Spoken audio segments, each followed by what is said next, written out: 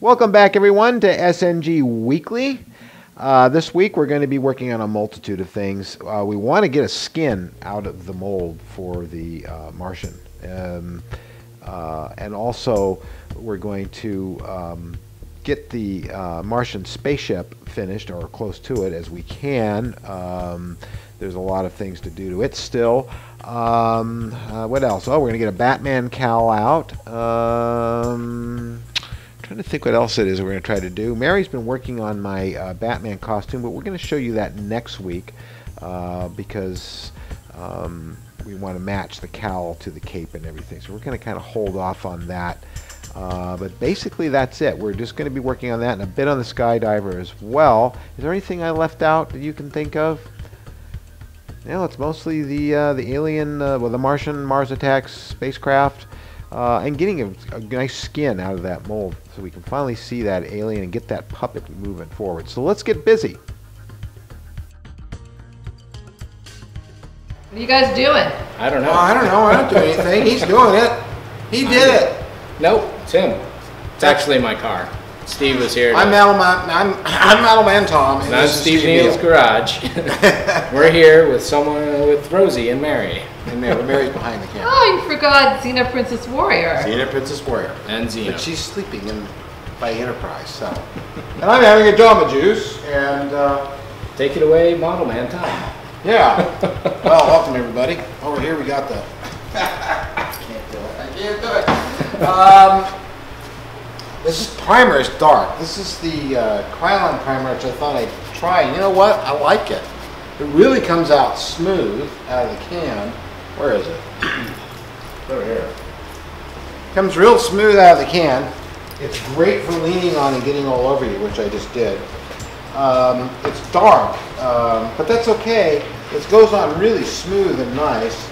Well, pretty much. And I've had a few areas here I had to fill with some more tulip where I saw some gaps, which I'm trying to dry now, quick dry. I'm going to put some more of this on here, and I'm going to start making this brass color next. And many of you asked again about how the heck I'm doing these rivets so fast. I'm using a fabric paint called Slick. It's called Slick. It's made by Tulip, so a lot of times we call it Tulip. I know you can't see it too well there, but there's Tulip. And it's a raised fabric paint. You can get this at like Joann's, fabric stores, craft stores. It's basically a real super thick acrylic, and you just dot on your rivets and you do your weld lines by doing little swigglies and stuff like that. It works really, really good. Been doing it for a long time. So I'm going to go outside and paint this. We made a mold, and Mary's handheld on the shotgun. We made a mold off of this, which is our core. And for those of you just checking in, wondering what a core is, this is what a core is. This is a displacement piece to go inside this mold so that we can put silicone inside of it and close it up, and then cut up the back, the skin, remove it from the core, and we have a very evenly thin skin from which we can animate the face. Now, I need this shape to go underneath it. Now, normally what we've done in the past is we would make a silicone mold on this and make up a fiberglass underskull. That's what's called, underskull. But we're not going to do that this time. It's ridiculous to waste silicone at the time doing it for one underskull, because we're only doing one Martian puppet. So I got the bright idea to put some Vaseline on this and use some plaster bandage gauze that you saw us use when we were doing the life mask to make a two-piece mold, which is drying out here in the oven. And it's pretty hard now.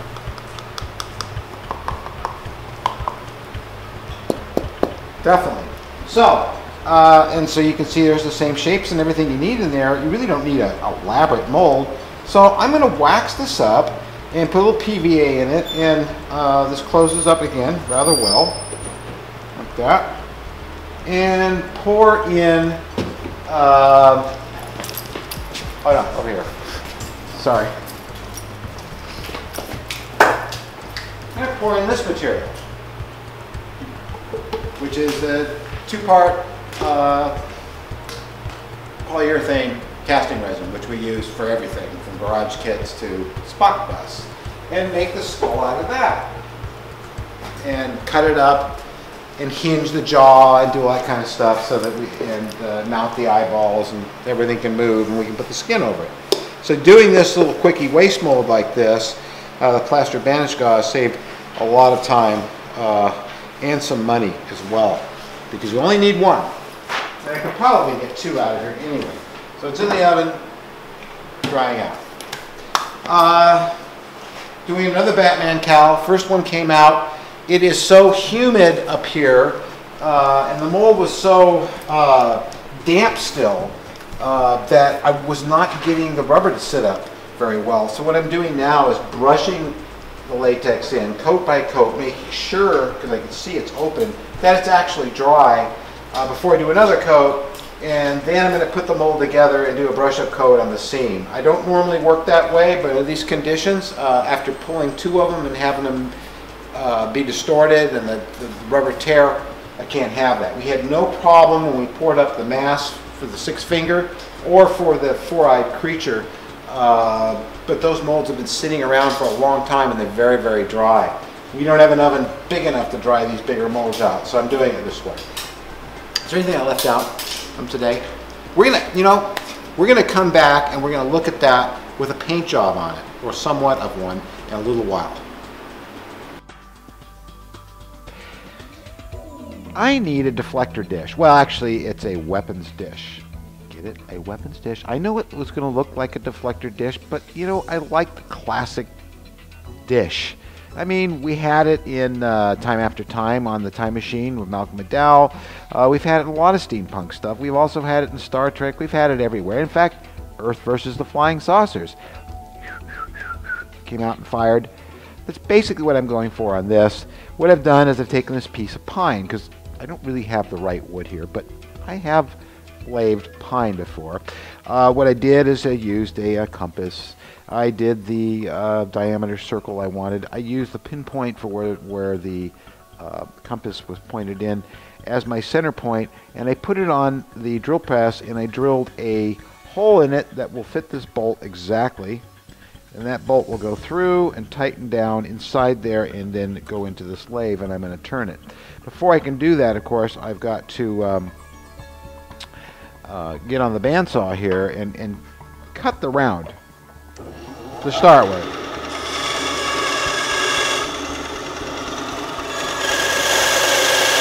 I've never done this backwards before, but I don't want to block the camera. It's kind of scary because I keep wanting to put my hands in front of it. Ah! I'm crazy! Okay, almost there. You want to just get it basically round, because you'll get it perfect once it's on the lathe.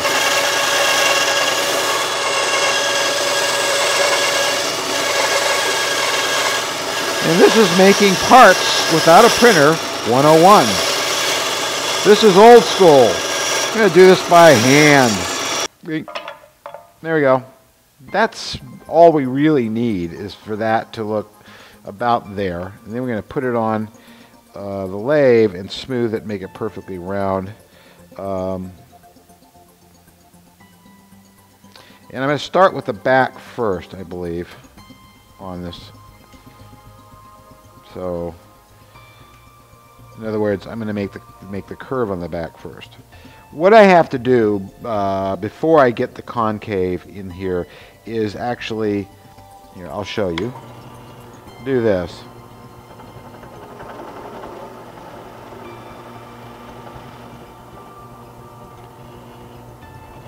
That should be about deep enough. We're going to do a countersink like this, because otherwise, when I'm laving this, I'll hit this. So I want this to be countersunk to the depth that I want the dish to actually be. Now I'm going to do the back side of the dish first, which is the curve. I'm going to thread it through like that. Then we're going to drop down our little nut. so. Sometimes you feel like one, sometimes you don't. And of course it won't go on for some reason that I'm unclear of. There it goes. Alright. And it'd be handy to have a screwdriver here, which I don't have. I'll tighten that down. Like so. Nice and tight. There we go. And we're going to go over here to the lathe. Put that in the lathe. Tighten it up. Making sure it's very snug. Okay, that looks better. Now we're going to grab a tool. This one looks good. And I'm going to start, well, I'm going to start by actually taking some sandpaper.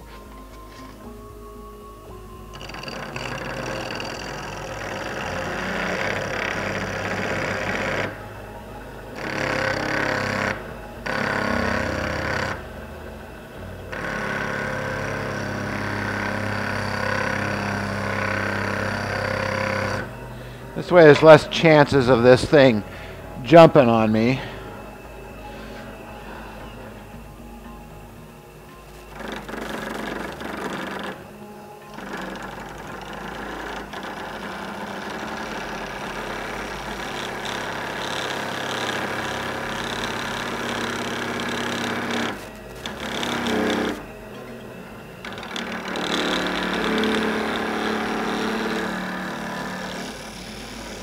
And now I'm going to start rounding it.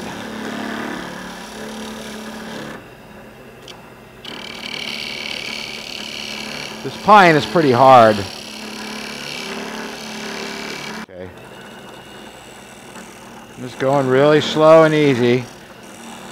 Now other woods are softer and but I'm actually going to use this. I'm not going to mold it, so.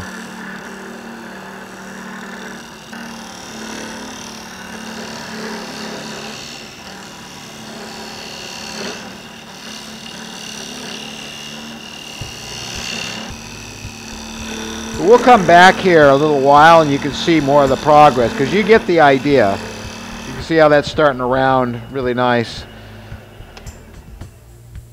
Starting to get nice round to it. Just going to take a while. Here's the back, and you see I put some grooves in here, which are really nice. This is very smooth. It's been sanded and polished, so this will take primer and paint up just fine. Since we're not going to mass produce these, I don't need to do anything else but use this part. Now we got to do the inside, and that's what we're going to put back over onto the lathe.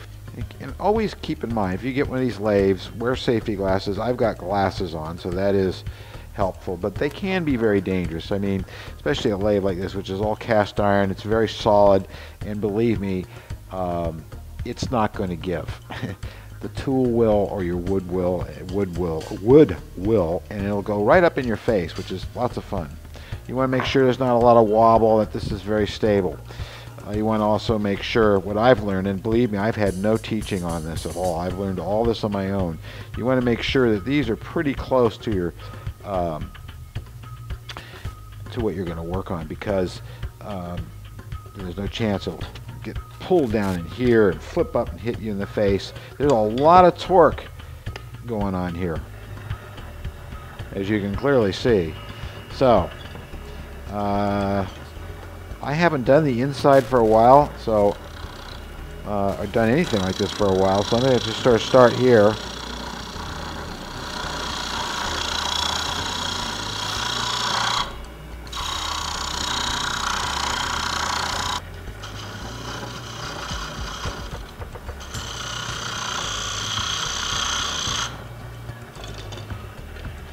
I could use actually a better set of these tools.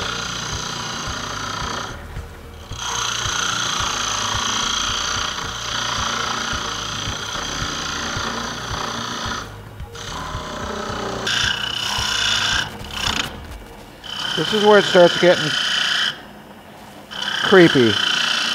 Now I've obviously compromised the outside because I jumped or something. Nope, but it is wobbling, so we're gonna check it again. But we're gonna come back and take a look at this when it's nearly done. I want this probe part to fit in here, so what I've done is I've taken a piece of dowel, and this fits perfectly inside this groove right here. And I thought I'd show you this too. I mean, it's almost done, but you get the idea. And I'm tapering this.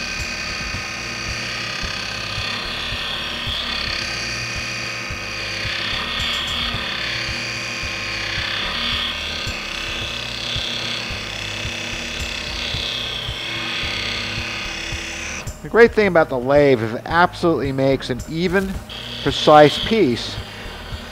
Just like if you're using a computer and a printer, but it's all done by hand. This is really ancient technology here, like the paintbrush and like the pencil. This really works very, very well. I know Mary thinks so too.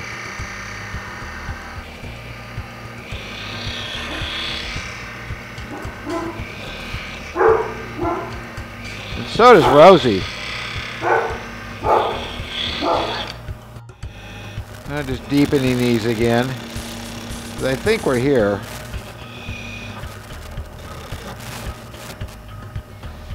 Yeah, I think we are. I'm going to now just take a little bit of sandpaper, like that, and just make it nice and smooth.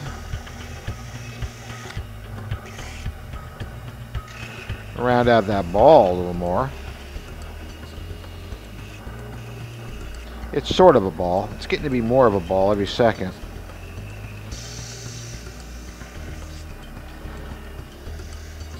Really smooth. Okay. And then you got a nice, precise little part, and it will fit right inside here. So, and here's that spaceship that I was talking about. It's not done, it's close, but I've painted it and patinaed it. There's going to be a swivel on this that moves all around, and of course you saw I lathed this part. I haven't popped the eyeballs in that side. These are only in temporary anyway, but you can see all the patina on it, and I used different shades of patina. These are just temporary lights that just put in here for a look-see. The real lights will be more diffused, and I'm going to put some seats in there, and we're going to have little Martians sitting in there, and back here there's going to be some different colored lights as well. Down here on the underside, which is not painted yet, there's an opening, and this opening is going to have a lot of gears in it turning, backlit, sort of like the Enterprises and the cells, with a bunch of blinking circular motion lights that Joe Melvin was so kind to send me.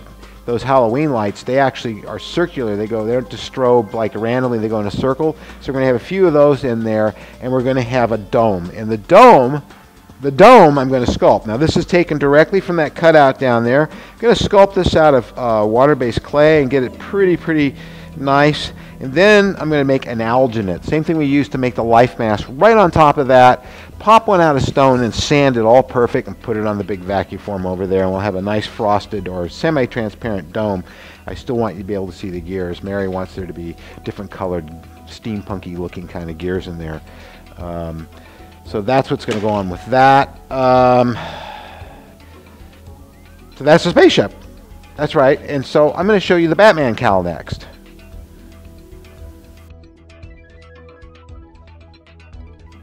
Well, this is the second try at getting a Batman cowl out, and I think what I ended up doing was, because it's been so damp and so moist up here, I was having a problem with the latex never setting up evenly enough to come out. So what I did is hand stippled layer after layer in so that I knew that it was really dry. That each layer was dry and even, because Ultracal 30 is not like casting up plaster, into plaster. Plaster is much more absorbent, and when it absorbs the latex or the moisture out of latex, it has a tendency to absorb very evenly. And because this is a much denser material, it tends not to, and you get well, there's another cowl around here, areas where it's thick, areas where it's thin, and it causes a lot of problems. Okay, so you can see it's thick and thin, and it's really a problematic thing, and it causes distortion and all kinds of other problems. And you start getting lumps and bumps. As you can see here now, I've got something that's evenly the thickness it should be.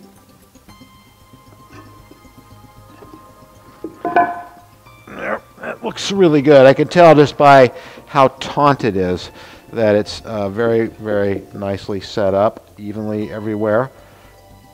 Just be very careful in case there's anything that's still damp up in here. This took a week to cast up, which is crazy because rubber, when I would do massive stuff in the valley, even with these kind of molds, it would set up so fast and be out of there in no time. But this looks very, very hopeful. And there you go. I got a little booger there to pick off, but I got a good cowl, nice thickness. This came out just perfect. I just got to do a little patching on it, but very successful. And I connected the sides. Is what I did is after I was done stippling on each side a nice thickness of rubber over a couple of day period, and using a fan, a big floor fan, not heat, it would dry it out very evenly and very quickly. What I did is I put the three parts back together, and then I put some rubber to connect them, to connect the halves, and I put some gauze on the inside as well to give it some extra strength. This will never tear apart, so this really came out good. So I got my Batman cowl. Well, kids, it's time for having fun with gooey, fleshy stuff, and I love it. Nom, nom, nom. And this is Berman's Synflex silicone, used for making prosthetics like Mr. Spock's ears and old age appliances and all that kind of great stuff, in replace of foam latex, which is what we used to use. And it's really neat stuff because you don't have to bake it in an oven. And that's me getting a text. And you know, I'm going to sit here and slush it around here for a bit till it starts to get kind of thickish. I've pre-tinted the latex with the special the silicone with the special tints I got for it, which I'll later be using to paint this with. But basically what I'm doing is I don't want to just kind of close this in case this isn't enough. I want to get an even coating on the inside, and just as it starts to get kind of start staying in place, I'm going to close it so the skin I get is usable. We know the front's usable. I've already got the core down inside of it, and it's not leaking, and it's containing all the silicone that I need here. Isn't that cool? Isn't that neat? It's translucent too. So basically the base coat has got some tin in it. It won't just be clear white. We're going to wait on this, and when this all kind of starts to sit in place and not move anymore, we're going to close the mold up and take a look at this in a little while. How many of you would like to see a Martian skin for the very first time? Now I say that because this is the very first time you will see this Martian skin. So first of all, what I got to do is get it open. Now, even though silicone doesn't stick to anything and just peels right off, as you can clearly see here, this is no mold release. You don't need it. It only sticks to itself. But there's still a lot of surface area attached to the inside of this mold, and you know it's got all those brain squigglies and detail and stuff, so it's a little bit of a problem to get open. I've been working on getting it open, and what you have to do is go really, really slow and get it to crack like that first, very slowly. You might have to even use a hammer and wedge yourself in there. Get it to start coming apart like that, and then you kind of listen for Rice Krispies. And what you're hearing is the rubber, the silicone, slowly but surely releasing itself without tearing the skin, because well, you can repair it, but it means, oh wow, it came off really easy. Woo! Wow. Hey, boys and girls, I'm coming alive, sort of. You can see now what the core did, see? And we're a little firmer than I want to be, but I think it's still going to work okay. Be able to get the brows to move and the eyes. This is looking very hopeful, isn't it, Mary? Yeah, that's silicone. You can see it's pretty squishy. It's pretty soft. I might have wanted to use the C in it, but we'll find out because, which we have right here. See? Everybody's got to have a skull, and that's going to be all smoothed off. I'm going to cut this out, mount the eyes in there, cut these away, and have this moving up and down, and that should make these guys move. So it's looking very hopeful. Now, of course, all I got to do is get the back off, and it's kind of cooperating, but there's a lot more brain matter back there. What we need, of course, everybody needs is fresh brains. When I sculpted those brains,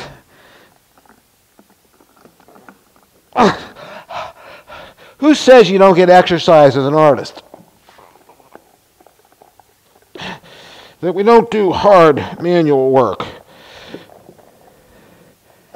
And there we go. And that is, he's squeaking. Yes, look, see, cool. Perfect skin the first time. That's the way we like to do it here and there and everywhere, but not in your underwear. No, this is this is great. This is going to be it's going to move okay. Yeah, it is. So that came out great. I'm very pleased with that. What we're going to do now, boy, did that ever clean that mold out. We even got us the eyebrows, so I know Cowl, who helped us clean out these molds, Soto, worried that these were bubbles, but you see their little eyebrows, and you did get it all out of there. Now we're going to take a pair of scissors and cut up the back and remove the skin. I'm Steven Scissor Hands. Okay. And put it face down like that. I'm just going to cut up the back, because we're never going to see up the back anyway. So I got a nice X-Acto blade here, and it cuts this very easily. So we did have an air pocket back here. I didn't have quite enough to fill it, but that's okay. We'll just pad the back of the underskull. Now we can get this out, get it off the underskull. So underskull fared pretty well, the core that is, and so now we have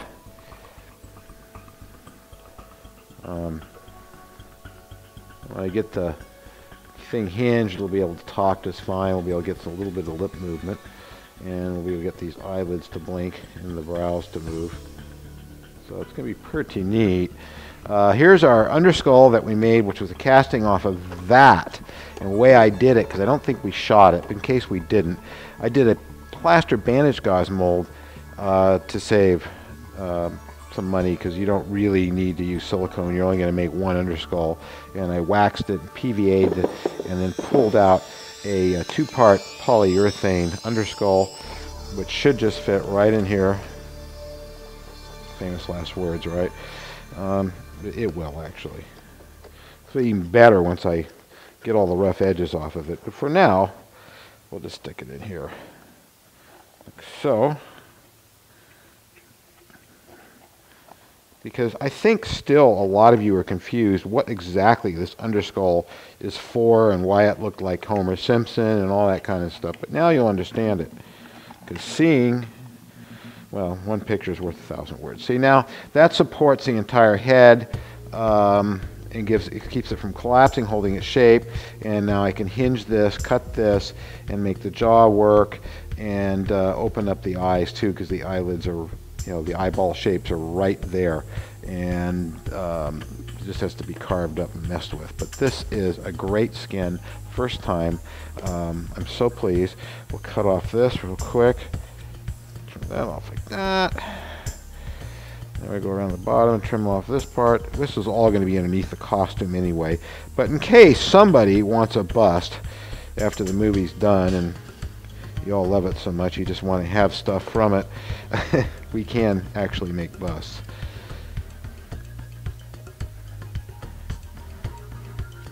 And there we go.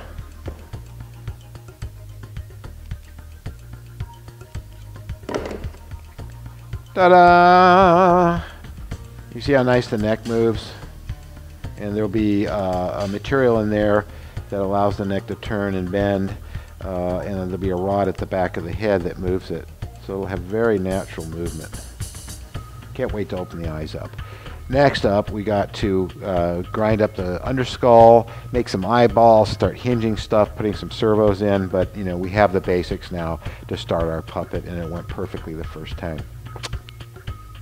So this is going to glue back together really easily, I can see, and you're probably wondering, what am I going to use to glue this back together with, since silicone doesn't stick to anything, or nothing sticks to silicone. I'm going to use more silicone, and I'll just use some caulking silicone and just attach it, and then run some tape around this. We'll close it around the mechanism.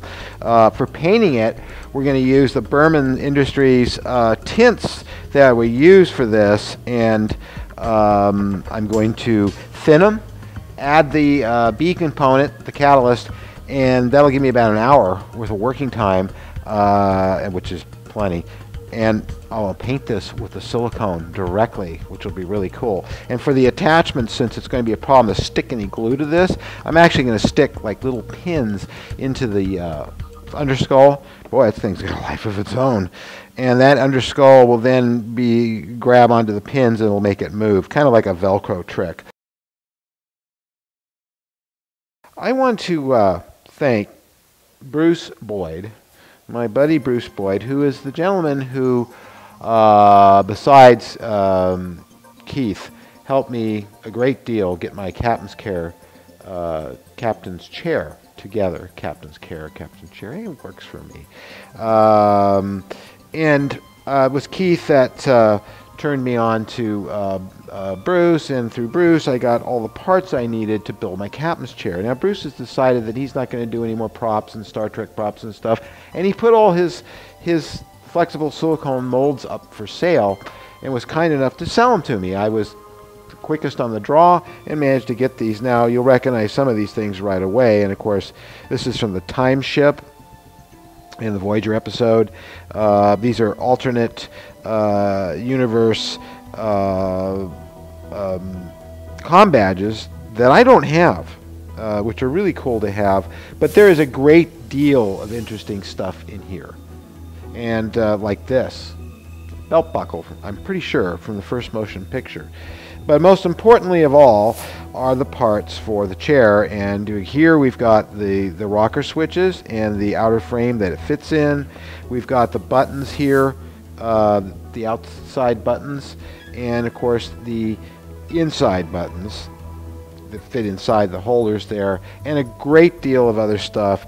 And one of the most important molds, which I'm not seeing here, oh here it is of course for the comm, with a little screen on it, and the button that goes on the chair and on the wall comms. Bruce, thanks so much. This is really cool. Well, I gotta tell you, that was a great week. I mean, we got a little bit of everything done, and the best part of all was getting that Martian Skin to come out as good as it did on the first try. I mean, it was perfect, so we can paint that and start doing the mechanics and get the actual puppet going. Additionally, it was really cool to see the Martian spacecraft come along as far as it has. Also got some work done on the skydiver, and we got a good Batman cowl out finally, and we got a method to getting that done so we can do bells next. We are going to be at Monsterpalooza this Saturday. We're going to be getting there early. It was very kind of Elliot Brodsky, who is the person who puts on this wonderful event, to invite us. We are going to be there for Bob Burns at 11:30. Bob Burns is going to do his presentation about himself and the Halloween shows and all this other great stuff. So you might not want to miss that, because Bob's really an amazing and a near and dear old friend. So we'll be there for that, and we're really looking forward to seeing everybody there. We're looking forward to seeing Beth there and Rob, who are also going to be there. Beth Hathaway, of course, of the Creature Shop, Jen Henson's Creature Shop, not to mention her fabulous career in creature effects. So there's going to be a lot of really neat people there. So be there or be phasered. So we are going to conclude this week. We hope you have a great week next week. And hopefully we'll see you at Monsterpalooza. And don't forget to subscribe or else. That's right.